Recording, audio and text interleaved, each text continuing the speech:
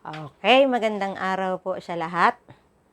So, welcome po sa bawat isa. Muli, nandito na naman po tayo sa ating pag-aaral ng salita ng Diyos. So, dahil ang ating pag-aralan ay salita ng Diyos, so simulan natin sa pananalangin. Okay. So, Ama, sa pangalan ni Jesus, salamat po sa umagang ito. Salamat na ikaw po, Lord, ang siyang patuloy na kumilos. Salamat sa karunungan, sa wisdom na patuloy mong ipagkaloob, Panginoon. At salamat din, Panginoon, sa mga bagong kapahayagan na patuloy mong ipagkaloob sa bawat isa, sa mga bawat nakikinig. Kayo po, Lord, ang mangusap sa bawat isa, Lord. Salamat po sa pangunawa na ipagkaloob mo. Thank you, Lord, in Jesus' name. Amen. Amen. So, ngayon po, nung nakaraan, yung ating pinag-aralan, sabi nga doon, tayo ay soar like an eagle. So, ngayon naman po, tayo ay nahalintulad din na sabi nga gano'n na hindi naman hinahalintulad, kundi yung mga ibon pa rin, yung mga maya, gano'n. Pero hindi po yun yung topic natin. So, ang topic ko po ngayon is worry-free. Worry-free, no? Worry-free. Pagiging worry-free ka nga ba ngayon sa panahon ngayon? Pero, basahin natin to. So, sabayan niyo ako sa pagbabasa sa medyo mahaba sa Mateo chapter 6, verse 25 to 34. Anong sabi dito? Kaya't sinasabi ko sa inyo, huwag kayong mabalisa tungkol sa inyong kakainin at sa inyong iinumin upang kayo'y mabuhay o kaya'y tungkol sa susuotin ng inyong katawan. Hindi ba't ang buhay ay higit na mahalaga kaysa pagkain at ang katawan kaysa damit? Masdan ninyo ang mga ibon. So, yan yung sinasabi ko. Masdan ninyo ang mga ibon. Hindi sila nagtatanim ni umaaniman o kaya'y nagtitipon sa kamalig, ngunit pinapakain sila ng inyong ama na nasa langit. Hindi ba't kayo'y mahigit na mahalaga kaysa mga ibon? Sino sa inyo ang makakapagpahaba ng kanyang buhay ng kahit isang oras sa pamagitan ng kanyang pagkabalisa? At bakit kayo nababalisa tungkol sa pananamit? Isipin ninyo kung paano tumutubo ang mga bulaklak sa parang. Hindi sila nagtatrabaho ni gumagawa ng damit. Ngunit sinasabi ko sa inyo, kahit si Solomon na napakayaman ay hindi nakapagdamit ng singganda ng isa sa mga bulaklak na ito. Kung dinaramta ng Diyos ang damo sa parang na buhay ngayon at kinabukasan ay ginagatong sa kalan, kayo pa kaya? Kay liit ng inyong pananampalataya sa Kanya. Kaya't huwag kayong mag-alalang baka kayo'y kapusin sa pagkain, inumin o damit. Hindi ba't ang hintil ang nababahala tungkol sa mga bagay na yan? Alam ng inyong ama na nasa langit na kailangan ninyo ang lahat ng yan. Ngunit higit sa lahat ay pagsikapan ninyo na kayo'y pagharian ng Diyos at mamuhay ng ayon sa Kanyang kalooban. At ibibigay niya sa inyo ang lahat ng inyong pangangailangan. Kaya nga huwag ninyong ikabalisa ang para sa araw ng bukas, dahil ang bukas ang bahala sa sarili nito. Sapat na ang inyong mga suliranin sa bawat araw. Amen. So, ayan, napakaganda ng salita ng Diyos. So, kaya lang, sabi nga, may kasabihan tayo ngayon, o hindi naman siya kasabihan, kundi mas madalas na sinasabi nga, na kapag ikaw ay nakarinig ng mga news, huwag kang agad-agad maniniwala. Kailangan daw ay i-check, tingnan mo yung source, tingnan mo kung legit ba yan, or scam, no? So, truth ba yan, or opinion lang. So, kaya kailangan daw i-check. So, So, kaya yung binasa ko na to, chinek ko to. Hindi po ito galing sa akin, hindi ako yung source, kundi yung Bible. So, kaya nga kailangan nagbabasa tayo. Source ko ay Bible. So, sa Mateo chapter 6, verse 25 to 34. So, ibig sabihin, pag Bible, legit, no? So, sa Bible din, mayroong ibang mga Bible na naka-specific yon. Kapag ang Diyos mismo yung nagsasabi, kulay red, no? Kasi, bakit ano? Kasi di ba minsan yung Bible, ito ay salita ni Juan. So, kay Pedro. So, ito yung propeta Nathan, kay ganito. So, di ba? So, meron silang, maraming mga source sa Bible, no? Manggagaling sa mga disciple. Pero dito, nakita ko red, kulay red. So, pag sinabing red, Diyos mismo yung nagsalita. So, ibig sabihin, super legit. No? Yung source, yung pinanggalingan, talagang ang ating Diyos ang nagsabi. So, kaya minsan, sabi nga, pag may nangako sa'yo, titingnan mo kung sino yung nangako sa'yo, mapagkatiwalaan ba? Kasi mahirap kumapit sa pangako kapag hindi mapagkatiwalaan, no? Kasi alam nyo na, minsan, ang daming pangako, pero pag nasa pwesto na, hindi mo na malapitan, no? So, pero si Lord, pag sabi nga ng gano'n ng Panginoon, ang aking salita, kapag lumabas sa aking bibig, ay wala na akong magagawa, kundi tutuparin ko na yan, no? So, kaya ang Diyos ang nagsabi nito, legit na legit. So, dapat pagkatiwalaan natin. So, ang sabi niya, huwag tayong mabalisa. So, napaka ng Panginoon dito kasi bakit nga ba sinabi ng Diyos na huwag tayong mabalisa, no? So, alam ng Diyos, lalo na sa panahon ngayon, hindi po bago sa Lord yung panahon. Kasi sabi nga ganon sa Bible, walang bago, no? Yung nangyari ngayon, nangyari na noon. Kaya walang bago. So, kung masasabi natin na kasi nung time ni Lord, hindi mataas yung bilihin. Walang wilga ng mga jeep. So, meron ding mga same problem, no? So, sabi nga, paano kang wag mababalisa? Kung ang mga bilihin ngayon, napaka mataas na ang mga bilihin. Tapos, lalo na kung ikaw lang nagtatrabaho, so, nagkaroon ng kakapusan. So, hindi ba't normal lang naman talaga na mabalisa ka? Pero ang sabi ng Diyos, huwag tayong mabalisa sa ating kakanin at iinumin sa ating ikabubuhay. Kasi sabi niya doon, hindi ba't mas higit na mahalaga ang buhay kaysa pagkain? Tama naman yun, no? So, pag sinabi nating, sabi nga ganun doon, masdan mo ang mga ibon. Sa ibang verse, masdan mo ang mga maya. Ni hindi sila nagtatanim, ni hindi sila nag-iipon, pero hindi sila nababalisa sa kanilang kakainin. Pero kung pagmasdan natin yung mga ibon, hindi lang po sila nanatili sa kanilang lungga, kundi lumalabas po sila para sila'y makakain. Kaya ibig sabihin, pag sinabi ni Lord na huwag tayong mabalisa, anong dapat nating gawin para hindi tayo mabalisa? So, dapat pagkagising mo, manalangin ka na kaagad sa Lord. Kung alam mo na, pagkagising mo, wala kang sasaingin, tapos yung mga anak mo walang pagkain, manalangin ka na kaagad kay Lord.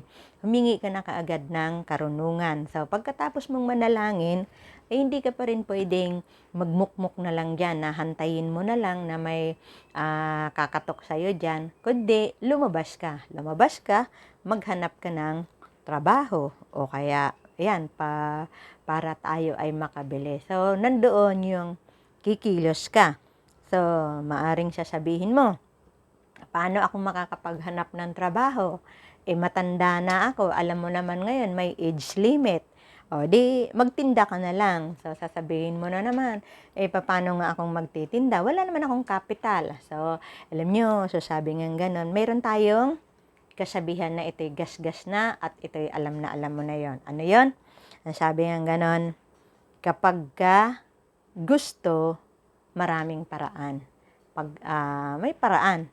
Pag ayaw, maraming dahilan. So, yan, maraming dahilan kasi ayaw mo, no? Pero kung may paraan, so, kapag gusto mo, maraming paraan. So, ako, katulad ko, nakakapagbenta ako ng walang puhunan. Halimbawa, may kilala ako na gumagawa ng karyuka, no? So, nasarapan ako sa karyuka niya. So, kinakausap ko siya. Sabi ko, te, paano pag yung pambenta ko, magkano bigay mo sa akin? Sabi niya, sige, 5 piso, benta mo 6 na piso. Di ba, may piso na ako. Ay, piso lang. Ay, bakit? Isa lang ba yung ibibenta mo? Hindi naman, marami naman. Di ba, tapos, sasabihin mo, te, payag ka ba? Ibebenta ko muna to. Pag naubos ko to, tsaka kita bayaran. Papayag yan. So, di ba, nakakapagbenta ako. Pero kailangan lang mapagkatiwalaan ka. Pag naibenta mo na, isauli mo sa kanya yung capital niya. So, yung ibig sabihin, yung kung magkano yung kuha mo, bayaran mo siya at gastusin mo lang yung tubo mo. So, yun lang yun. Para sa ganon, next time, makapagbenta ka ulit. So, ako marami akong mga binibenta, no? Mga damit, cosmetic, pero walang capital, no? Walang capital, humahango lang ako. So, kaya nga, pagka ginusto, maraming paraan, no? Maraming paraan. Kasi kaysa magmukmuk ka dyan, balisang-balisa ka, wala kang kakainin. So, paano na ako niyan? Maghihirap ako. So, mamamatay na ba kami sa gutom? So, hindi ka mamamatay kasi sabi nga ganon, ang mga maya, sabi nga, magkano lang ang halaga? Hindi yan malalaglag sa lupa kung hindi kalooban ng Diyos. So, ibig sabihin, ang buhay natin ay hawak ng Diyos. So, anong kailangan natin? Kailangan, sabi nga ganon, ay kumilos. Sa halip na mag-alala ka, magbalisa ka, no? So, kaysa ubusin mo naman yung oras mo sa pagmumukmok mo sa isang tabi kasi reklamo ka ng reklamo kasi ang tataas na ng mga bilihin, paano ka na, tumatanda ka na, paano na. So, sabi ni Lord, huwag kang mabalisa, manalangin ka, kumilos ka, so yun, gumawa ka, gagabayan ka ni Lord. So, igaguide ka ni Lord kung sino yung tao na magpapabenta ng kanilang paninda na hindi mo pinakailangang kailangang mga pital kaagad, no? So, ayan.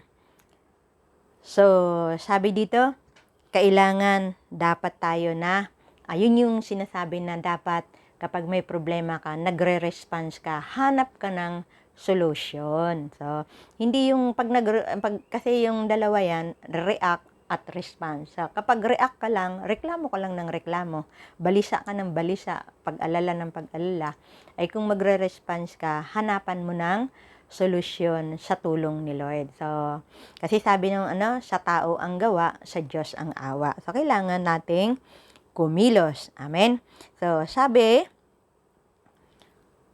ang pagkabalisa, pag sabi ni Lord, huwag kang mabalisa, kumilos tayo, huwag ka ring, sabi gano'n, na huwag kang umasa sa tao na lagi kang tutulungan. Amen? Kasi minsan, ang tao ay napupuno din. Kasi minsan, halimbawa, kinakapos ka, ay lagi ka na lang nakatingin sa mga mayayaman. Bakit nga ba yung mga to hindi tutulungan? Hindi ako tinutulungan. Bakit yung mga to dapat man lang magbigay sa akin, magbigay sa akin, magbigay sa akin. Sabi po, alam niyo po, sabi, wag tayong umasa sa tao, kundi tayo ay umasa sa Diyos. Alam niyo, sa Bible, nabasa ko yung buhay ni Haring Solomon, no? Sa buhay ni Haring Solomon, sabi nga, nung kapanahunan niya, siya yung pinakamayamang hari. So, ibig sabihin, pinakamayamang tao. So, ang dami niyang mga pinagawang palasyo. Alam niyo yung mga palasyo niya, binalutan ng, meron siyang mga, sabi nga ganon doon, may mga binalutan ng ginto. So, hindi naman buong bahay siguro binalutan. So, maaring yung may parte ng bahay niya na binalutan ng ginto. Ang ginto kay Haring Solomon, super, talaga namang limpak-limpak. So, bahay na yun, no? Binalutan, maaring yung poste niya, binalutan ng ginto, talagang super yaman. So, yung mga kagamitan niya sa loob ng palasyo ay yari sa ginto. Yung inuman niya ng kape, ginto. So, ganun kayaman si Haring Solomon. Pero, sa dami ng pinagawa niyang palasyo at magaganda, sabi nga, 20 years bago niya natapos ipagawa lahat yung kanyang mga palasyo. At syempre, unang-una niyang pinatayo yung templo ng Diyos. Pero wala akong nakita doon na sinabing nagpagawa siya ng mga locust house para ipamigay sa mga mahihirap at supplyan na lang niya yon araw-araw ng pagkain. Wala akong nakita eh. Hinanap ko nga hanggang natapos na yung kwento ni Haring Solomon, hanggang sa namatay siya. Wala akong nakita. Kasi, sabi nga niya, totoo naman ang sabi, may sinabi si Haring Solomon na respetuhin natin, hindi natin lalaitin. Pero hindi niya sinasabi kasi anong bang kasabihan? Sabi nga sa Kawikaan chapter 10 verse 4 to 6, ang kamay ng tamad ay tiyak na magdarahop, ngunit magbubunton ng yaman ang kamay na masinop. So, ibig palang sabihin para kay Solomon na siya yung pinakamatalino sa panahon niya, siya yung pinakamayaman sa panahon niya. Sabi nga, 7,000 ba yung nagawa niya na kasabihan? So, pinagmasdan niya lahat ng bagay, buhay ng tao, mga hayop, mga lahat ng mga pangyayari dito sa mundo. So, nakita niya ano yung mga dahilan sa mga tao bakit naghihirap. So, dito maliwanag, sabi niya, ang kamay ng tamad ay tiyak na magdarahop. So, ibig sabihin, sabi may mga kasabihan, kung ipinanganak kang mahirap, hindi mo kasalanan yon. Pero kung mamatay kang mahirap, kasalanan mo na yon. Ibig sabihin, hindi ka talaga kumilos. Kasi sabi dito, ang kamay ng tamad ay tiyak na magdarahop, ngunit magbubunton ng yaman ang kamay na masinop.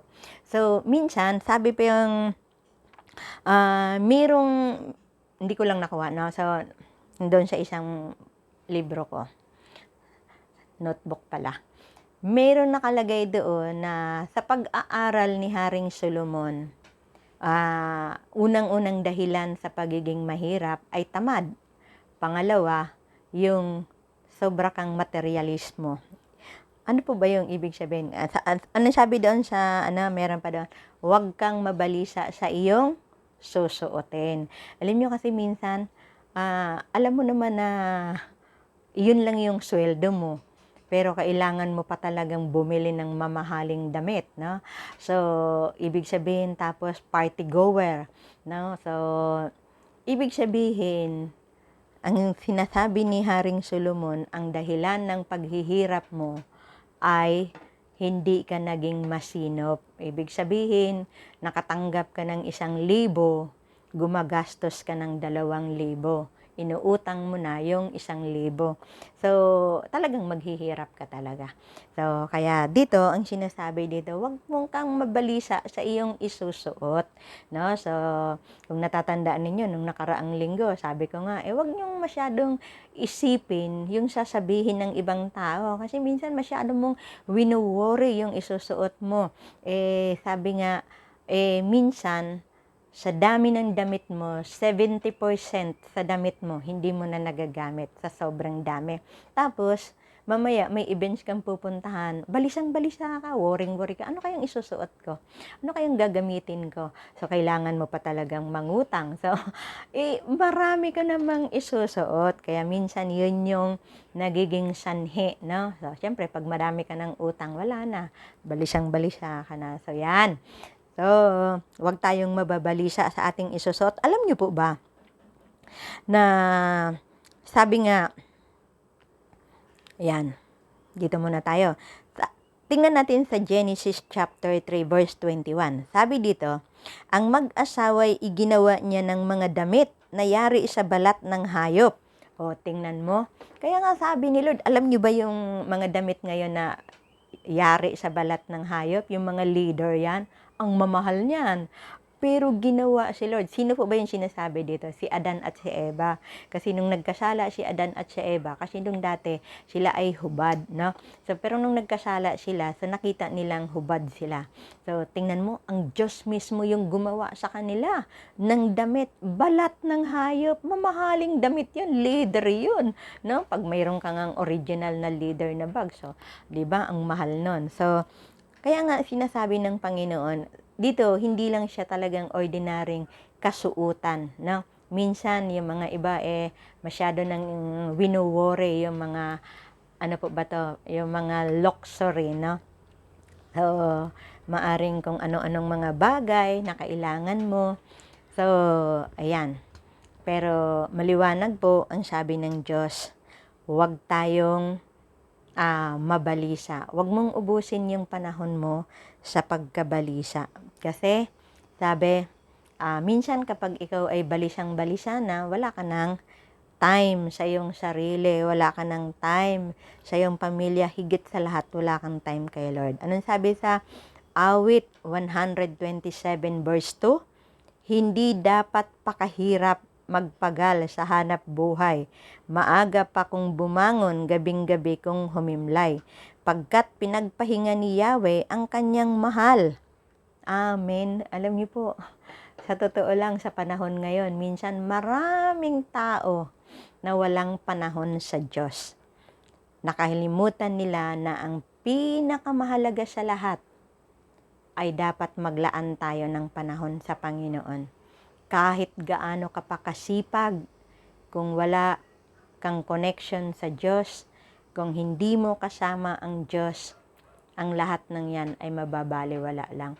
Alam niyo po ba anong pinaka-conclusion ni Haring Solomon? Sabi nga, everything is meaningless, no? Yung kayamanan mo, so sabi nga, after 100 years, libabaon mo na lahat ng bagay, no?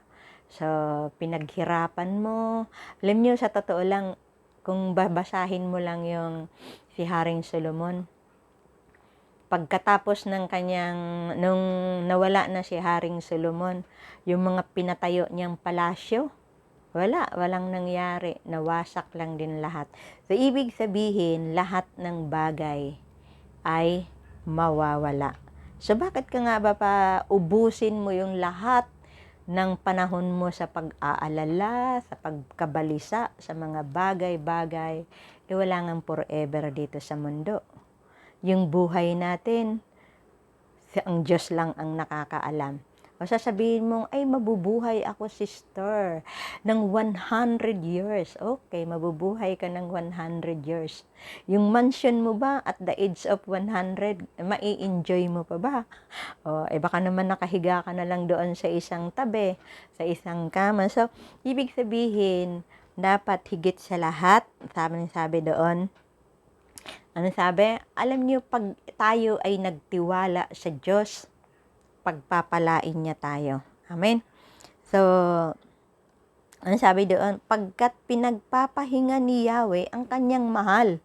So, ibig sabihin, kung magtrabaho ka ng 8 hours, maglaan ka ng panahon, wag ka nang pumasok ng Sunday, maglaan ka ng panahon kay Lord, wag mo nang panghinayangan yung Sunday, wag mo nang panghinayangan yung manood ka na lang ng midweek service, halip na i-overtime mo, manood ka na lang dito, pagpapalain ka ni Lord, kaysa overtime ka ng overtime. Pagdating ng sahod mo, ang laki ng tax mo. O, di ba? Alam niyo, naalala ko lang yung sa Exodus, yung time nila Moses. So, sabi ni Lord, no, ang Diyos ang nagsalita na naman noon.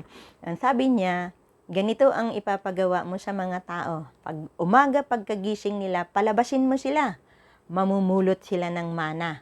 No? Mamumulot sila ng mana, yung eksakto lang sa kakainin nila sa maghapon. Huwag silang kumuha ng sobra.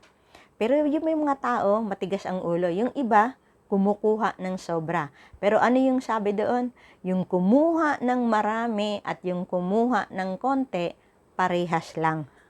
Na naubos lang din nila sa maghapon. So, anong ibig sabihin doon? Minsan, overtime ka ng overtime, wala kang panahon sa Diyos, pero pagtanda mo, wala rin. no? Wala ring napapatunguhan. So, kaya ang pinakamahalaga sa lahat, anong sabi doon sa verse 34, pagsumakitan, pagsikapan natin na magkaroon tayo ng panahon sa Diyos. So, wag mong ikabalisa ang mga bagay-bagay, sa halip, magtiwala ka sa Diyos. Paglaanan mo ng panahon ang Diyos. Alam nyo ba na meron ngang na minsan sa survey, maraming unclaimed money sa bangko. Minsan may mga mayamang sobrang yaman, pero wala naman silang pinag-iwanan. Sinong nag-enjoy? Yung bangko. No? So, kasi hindi na na-withdraw. So, pag hindi na ma-withdraw yon, ibig sabihin, wala nang nag-claim nun. So, pero pinagpagalan ng pinagpagalan, no? So, meron yung isang kwento na sabi nga ganon doon.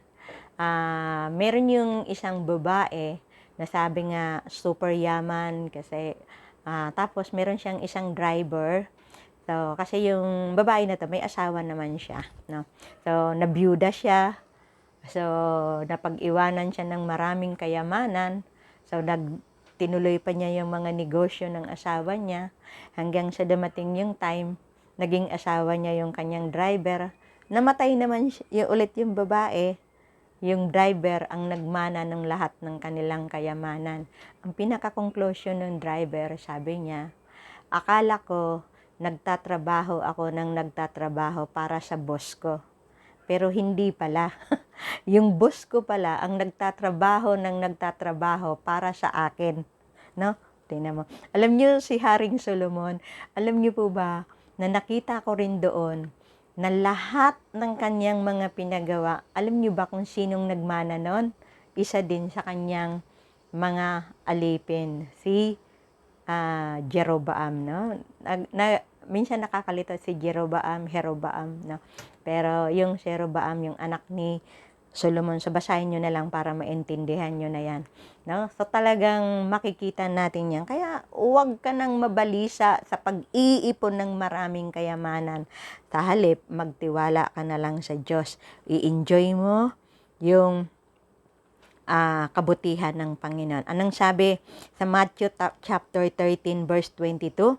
Ang binhi namang nahulog sa may damuhang matinik na halaman ay naglalarawan ng mga taong dumirinig ng mensahe, ngunit dahil sa pagkabalisa sa maraming mga bagay at pagkahumaling sa kayamanan, ang mensahe ay nawalan ng puwang sa kanilang puso at ito ay hindi nagkaroon ng bunga sa taong yon. Amen. So, yun yun. Nasa sobrang pagkabalisa, ito yung hinahalin tulad na nagtanim, naghulog ng binhi ang Panginoon. Ano po ba yung sinasabing binhi? Ito yung salita ng Diyos, no? Minsan wala kang panahong makinig sa salita ng Diyos. Wala kang panahon na magbasa ng Bible. Wala kang panahon pagka pinag-usapan na yan, Bible. So, isa-swipe mo na yan. So, ito midweek, swipe mo na yan kasi hindi mahalaga sa'yo. Pero ang hindi mo lang alam, ito pala yung pinakamahalaga sa lahat. So, anong sabi doon? Dahil sa sobrang pagkabalisa. So, dahil sa sobrang mong pagkabalisa, walang puwang ang salita ng Diyos sa puso't isip mo. Kasi ang lagi na lang nalalaman dyan, paano ako magkapera? Magkakapera ba ako dyan? Magkano ang kikitain ko dyan? Magkano ano bang mapapala ako dyan? So, puro ka na lang gano'n. Pero hindi mo ba alam na sabi ni Lord, believe first, then you will see. So, makinig ka muna. Kasi ano sabi? Faith cometh by hearing and hearing the word of God. So, kailangan makinig ka para tumubo yung iyong pananampalataya sa Diyos at sa ganon, magkakaroon ng buhay ang salita ng Diyos. Amen?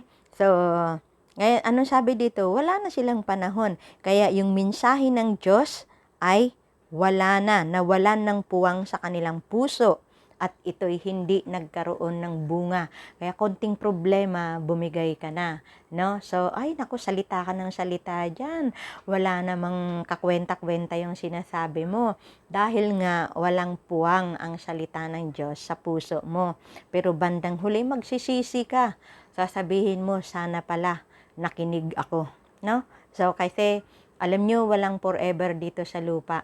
Alam nyo, ang buhay natin dito sa lupa, preparation lang to sa ating destination, sa second life, no? Sa second life. So, kung anong meron ka ngayon dito sa mundo, i-enjoy mo. Higit sa lahat, huwag mong kalimutan ang Diyos. Anong sabi dito sa Lucas chapter 10, verse 41 to 42?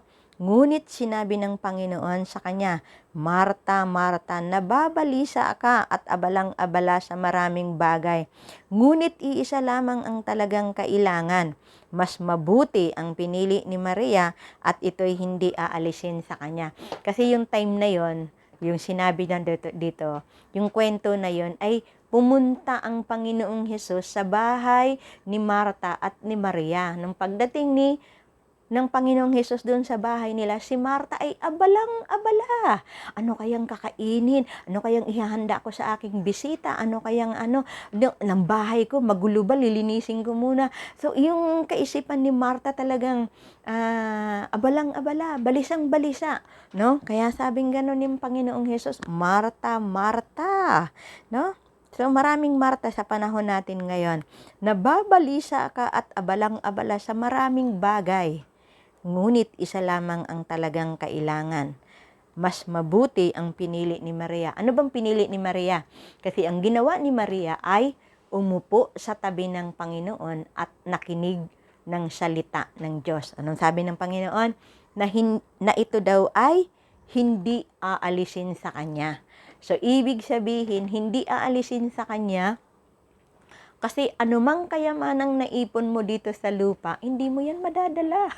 Iiwanan mo lang yan kung kanino man yan maiiwan, no? Kung wala kang anak, nako, swerte ng mapalad yung katulong mo. Kung may katulong ka, pero kung wala, nako, sayang yung bahay mo, nakatiwangwang lang, masisira lang yan. So, kung wala kang mapag-iwanan, marami kang pera sa bangko, ay mapalad yung bangko. Yayaman sila ng yayaman kasi yung pera nila, ay pera mo, hindi mo madadala yan. Pero kapag nakinig ka ng salita ng Diyos, ito yung hindi maaalis sa'yo.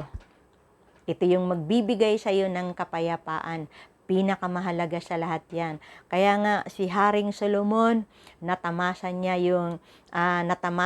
yung yaman sa mundong ito. Nagkaroon siya ng libu-libong asawa. So, siguro sa mga babaero, no? So, enjoy na, no? Libu-libong asawa. So, ginto yung kanilang mga kagamitan sa loob ng bahay. So, pag nagkaroon ka nga ng 24 carats, naku naman, parang iingat-ingatan mo na. Pero sa kanila, kapihan lang yun, di ba, no? So, hindi lang siguro 24K, hindi ko alam kung ilang K. So, barko-barko yung ginto ni Haring Solomon. Super napakayaman ni Haring Solomon. Pero, ang pinaka-conclusion niya, everything is meaningless. So, kaya ang sabi niya doon, magkakaroon lang ng meaningful yung buhay mo kapag ikaw ay namuhay na may takot sa Diyos. Kasi alam niyo po ba, nabasa ko yan sa 1 King chapter 6 yata. Bago, alam niyo kung nung nagiging hari, alam niyo yung ito turn over na ni Haring David kay yung kanyang kaharian kay Solomon, ano ang binilin niya? Anak, wag na wag mong kakalimutan ang Panginoon. Huwag mong baliwalain ang kanyang utos. Itanim mo ito sa iyong puso't isipan at sundin mo. Mamuhay ka ng kalugod-lugod sa Diyos at sasamahan ka niya. Nung magpatayo si Haring Solomon ng templo ng Panginoon, kinausap siya ni Lord. Anong sabi niya doon?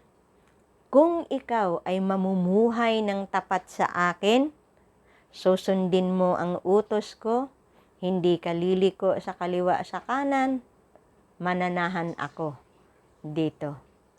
Ibig sabihin, sasamahan kita. Kaya si Haring Solomon talagang yumaman ng todo-todo, hindi lang sa material, kundi maging sa karunungan kasi sinamahan siya ni Lord. No? Sinamahan siya ni Lord. Yun yung susi ni Haring Solomon. Kaya tayo, kung nag-asam ka ng kayamanan, walang masama. Pero ang higit sa lahat, isama mo ang Diyos. Sundin mo ang utos ng Diyos. Huwag na huwag mong kakaligtaan na lumapit sa Diyos, manalangin ka, magbasa ka ng salita ng Diyos upang, anong sabi sa Joshua 1:8, huwag mong kaliligtaang basahin ang aklat na ito, dili-dilihin mo ito araw at gabi upang masunod mo ang lahat ng nakasulat dito, sa gayon magtatagumpay ka. Kaya ang pagtatagumpay, wala yan sa pagsisikap mo. Kaya kahit anong sikap mo, kung kinalimutan mo ang Diyos, tinalikuran mo ang Diyos, walang mangyayari. Pagod na pagod ka lang. Pero wala kang, parang sabi nga nilang ganon, para ka lang naglagay ng pera sa bulsang butas. Pero kapag naglaan ka ng panahon sa Diyos, lagi kang nananalangin, mapayapa ang buhay mo. Yung blessing, alam nyo, tingnan mo, pag binasa mo yung buhay ni Haring Solomon, si Siba, naghakot, barko-barko, yung inoffer niya kay Haring Solomon, mga ginto. No? So, ibig sabihin yung mga tao, mga hari sa iba't ibang lugar, ang naghahatid ng mga kayamanan kay Haring Solomon. Pero ano lang yung susi ni Haring Solomon? Patuloy lang siyang namuhay ng may takot sa Diyos. Sinunod niya ang utos ng Panginoon. So, yun lang po. Nawa po ay meron tayong natutunan. Salamat po, Panginoon. Hallelujah. Thank you po, Lord. Hallelujah sa salita mo at paalala mo sa amin. Tunay nga, Panginoon, na ang aming puso kung minsan nadadaya ng kaaway, Panginoon, nadadaya, Panginoon, ng mga kayamanan ng mundong ito.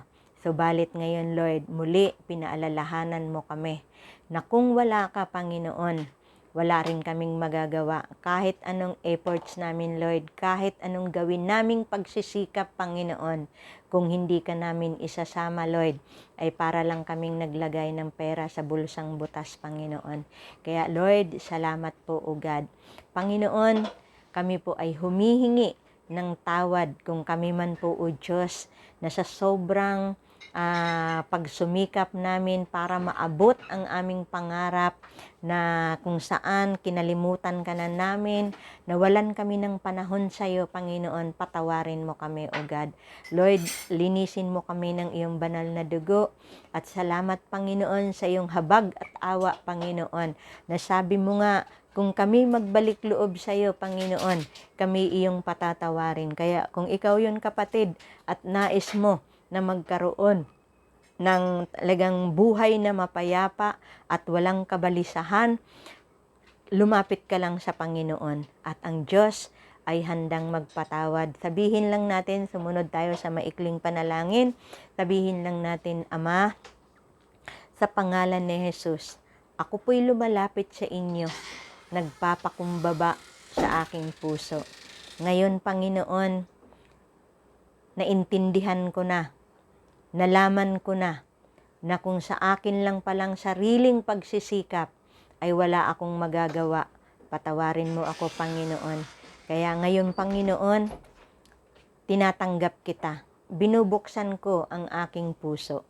Tinatanggap kita bilang Panginoon, sariling tagapagligtas ng aking buhay. Panginoong Hesus, magmula ngayon, ikaw na ang maghari sa buhay ko. Sa pangalan ni Jesus. Amen. Amen. So, kung meron po kayong mga prayer request, ako na lang po ang magpe-pray. Lord, salamat po, Panginoon. Alam niyo po, Lord, ang mga pangangailangan ng bawat nakikinig sa araw na ito, Panginoon. I-bless niyo po ang mga nakikinig sa araw na ito, Panginoon, na hayaan mo na ang iyong salita, Lord, ay titimo sa kanilang mga puso't isipan. At tunay nga nang sabi mo, Panginoon, kay Marta na ang pinili ni Maria ay ang pinakamahalaga sa lahat at hindi ito maaalis sa kanya.